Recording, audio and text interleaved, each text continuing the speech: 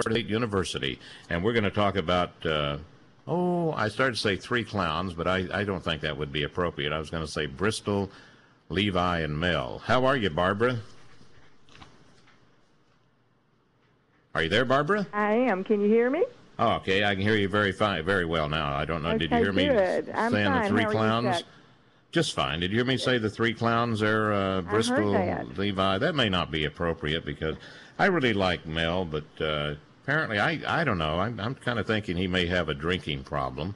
And, boy, I mean, everybody's tuning in on that, probably more so than Bristol and Levi hooking up again. Let's talk about Bristol, though, and Levi first, shall we? Sure. I'm trying to, all this trash talk that he was doing, right, Levi, do you think that this marriage, you're the expert, it's kind of starting out on rocky ground, isn't it? Yeah, it really is. But Bristol and Levi there are a lot of Bristols and Levis in this world. Of course, they're kind of in that bubble. But this is a very young couple who really got into an emotional relationship pretty quickly. I've written a book called My Heart Got Married and I Didn't Know It, and that's really pretty classically, I think, what probably happened to them. And they're bound together, and then all this other stuff happens. They break up, but they can't quite cut the string. And I think that the problem here is that all of those problems didn't just go away. All of his lies, if they were lies, all of his accusations. His nude photos. Yeah, all of these things. I mean, it doesn't appear in the media, but we can't always tell, that this young couple really went back and dealt with any of those issues. They just can't hardly stand to be together, and they can't stand to be apart, it seems. Are they just using the excuse it's for the kid? Is that what it is, you think? Well, it could be that, but I really believe that when you're young and you are taking part in in behaviors that are binding behaviors, you're monogamous, you're obviously sexually active, they have a child, they were together, it's seemingly all the time, you really become bound to that person. And it just seems like that young people either feel like they just need to go ahead and get married, and that maybe that will help, or else they just hang around together for a long time. And I think in this case, this is a classic couple that acted married, can't stand to be apart, but really haven't employed any kind of rational decision-making in their relationship. Yeah, see, to me, I sort of read them as, young and in love. Then they've got the child. Then they don't want the burden of marriage. And now they're both sort of got their little careers going. I think maybe she might be doing better now with her soap opera or whatever. And then all of a sudden it's, we're going to get back together. But I don't know. Don't you kind of feel, because you're the professional, that they should not rush this, because they're talking about like 5 weeks now, I think it is? Yeah, that's very quick, particularly, as I said, if they have not gone back and really worked through any of the problems that were there before. I think, though, the reality is that we don't really know for sure whether one of them, Bristol may have very much wanted to get married. Maybe she didn't. Maybe she did. They broke up very publicly.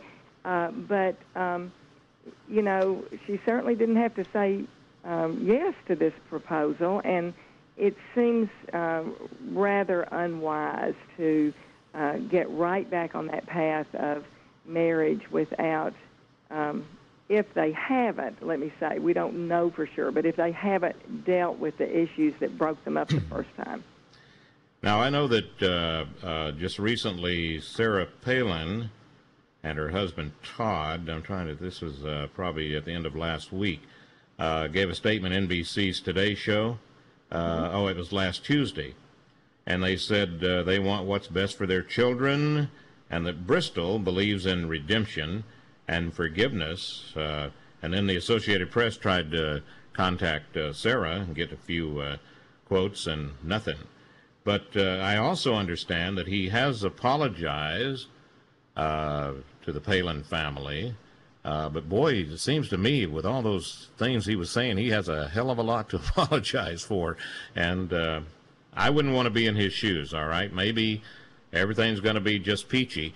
Now, in your book, Barbara, My Heart Got Married, in this book, was there a lot of problems like this or anything comparable to this? Yeah, really, it was. What we're talking about there is the fact that so many dating couples today get so quickly into marriage-like behaviors, thinking that they're harmless, and we're not talking about a right or wrong issue, but what we are saying is that they do bind you together, and when you get into those behaviors before you've gone through that normal, good, sound developmental process of learning about each other, whether you have the same values, etc., then you can be really bound together in a way that breaking up seems trivial. You almost feel like you're being propelled toward marriage unwisely. And that's why I say that Bristol and Levi sound very much like one of those couples. Now, you can make it work, but somewhere you have to circle back, and it has to be, you have to marry emotional decision-making with rational decision-making to have a really sound relationship. With your expert opinion, what percentage of success would you give them? Because I know, it could be the greatest marriage in the world. It could be shaky, but what's your gut feeling on it if you have one? Yeah, I know you'd love me to give you a percentage. I can't do that, and of course I would hope that they would be very happy. But what I can say is that there are a lot of red flags here, and I think that there may be things that we don't know, but it seems pretty shaky to me. It's kind of it just feels right, and we started texting each other, and the kinds of things that, yes, he apologized, and I believe in redemption too, but that's not what really makes a good marriage. They haven't talked about maybe how he's going to make a living, how they're going to raise their child, Yeah. Those kinds of hard things that you deal with. So, I think that the statement from the Palins was a little bit lukewarm, and I don't blame them, frankly. Yeah, absolutely. Well, I'll tell you, if it was a horse race, I think I'd just buy a show ticket. I don't know if I want to spend my money on the win or place, you know what I mean? But, of course, I'm sure everybody, well, according to your political affiliation, I guess most people wish them a lot of success. Now then, talking about red flag warnings, the Mel Gibson, you talk about what happens if you've got a closet Mel Gibson, and what are the warnings? I want to talk about that. Now, I will say that I'm seeing in the recent developments as of today that he's having a sort of like a yard sale on his homes. He's taking $10 million less here and there, and he's selling stuff, and last I heard he may be going back to Australia.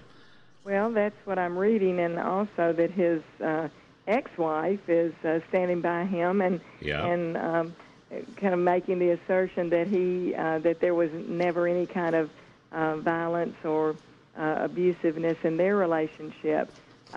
This is, again, we're talking about people in a bubble, people that, and we really can't try them in the media, but it would be unusual that his rant with Oksana was a one-time thing, or it just all of a sudden came up because she's not, there's something wrong with her, and he, of course, has had a few incidences of anger and that kind of thing, but there are red flags if you, and many times, and this is why it's so important not to let your heart get married before you actually spend enough time with someone, because when you do, you start minimizing things like putting you down, cursing, you're always at fault. Those kinds of things are kind of red flags.